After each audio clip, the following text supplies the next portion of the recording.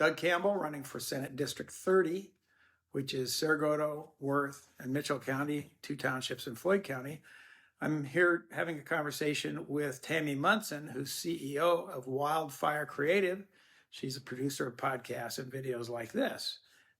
One of the things that I have heard a lot is from people who are not farmers.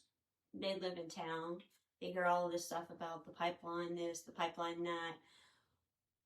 Why should they be concerned is one of the things. So can you address a little bit about, for the people who do live in town, who don't have family that have farms or anything like that, why is this important for them to educate themselves?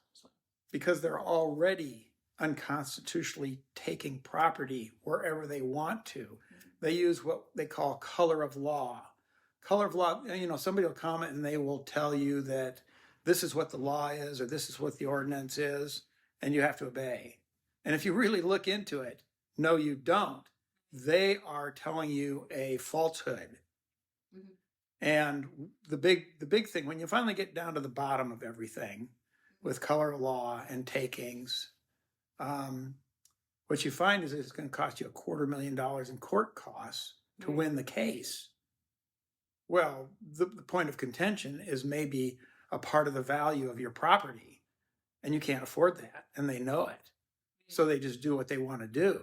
Everything up front is a smoke screen, or like I said, you don't like to say the word lie, untruths, but it's already happening, and people can't, they don't have recourse to do anything.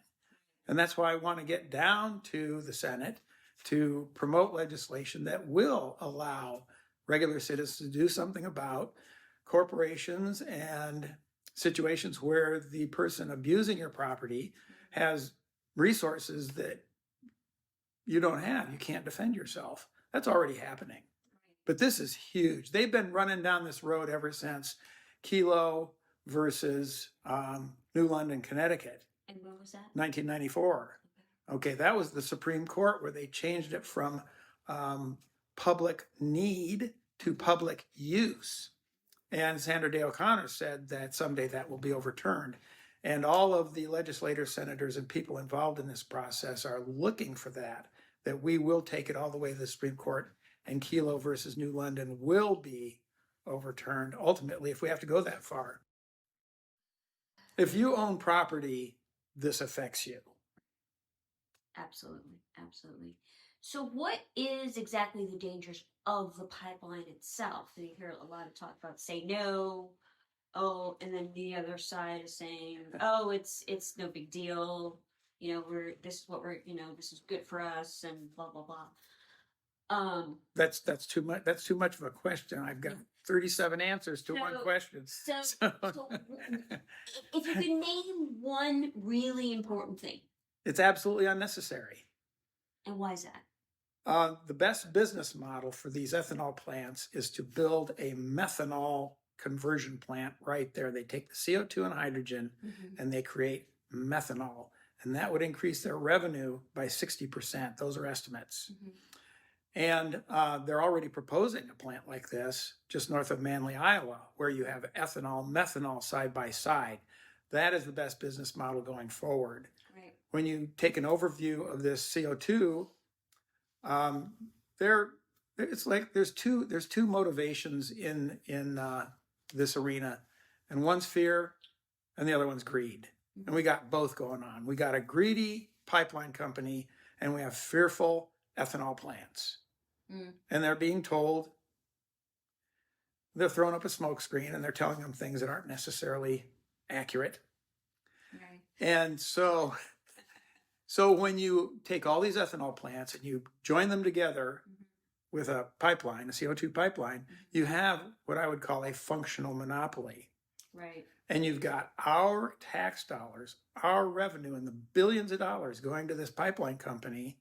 They don't need all that money. They have plenty of money to do the project, more than enough money. What do they do with the surplus? They go down to South America. They go down to South Africa. They build more ethanol plants there. And then they import that into our markets. And they devalue our markets. They dilute our markets. They make our ethanol plants financially vulnerable. And then guess what? They take our tax dollars and they buy those ethanol plants because they're financially stressed. Right. Standard Oil did this back at the turn of the last century. It's the same model Standard Oil used to dominate the market and have a monopoly. Right. So it's more than just property rights. Oh, yes. Much more. So one of the other questions is you ran for House last Yes, time, I did. and now you're running for Senate against Correct. Waylon Brown. Yes. Why? Well, Waylon is, let me put it this way, a good friend who is a senator went toe-to-toe, nose-to-nose with Waylon and said, Waylon, you took an oath to uphold the Constitution. What are you doing?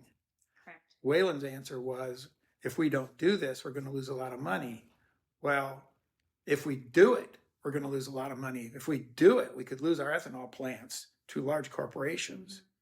If we do it, we're being scammed billions and billions of dollars for a project that is absolutely unnecessary.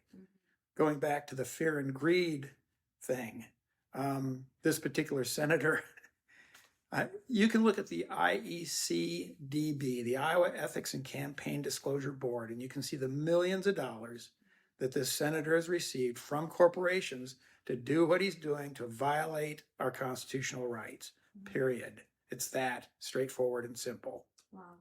Yes. Wow is right. And so has Waylon acknowledged any of this, or? He hides. He hides. He really does. He doesn't answer his email. He doesn't answer his phone. He has people handling the situation. Yeah. And he does not want to see the angry electorate. And they are. Yeah. I would think that this is a pretty big issue. Yes. Right. Yes. If the first issue is they're going to shoot you in the head with a gun, I mean, are there any other issues after that? Exactly. I mean, that's the analogy. It's like, that's how big this issue is big. If you don't have property, you literally don't have anything. If you don't have rights to your own property, why are you expending your time and money to get that property when they can just come and take it from you? Exactly. There are lots of other issues, and they're very important issues, but this one overshadows them all tremendously. Absolutely. Absolutely. So please remind everybody when primary is. The primary is June 4th. June 4th. All right. Everybody go vote June 4th. Thank you so much. Did we say June 4th? We said June 4th. I meant to say June 4th. We can't emphasize that too much. It's off everybody's radar. Yes. You know, they think in November, and all of a sudden we got these primaries that are very important. Very, very important. On June 4th. On June 4th. So go vote June 4th in case you missed it. Thanks so much, Doug. Thank you, Tammy. Okay.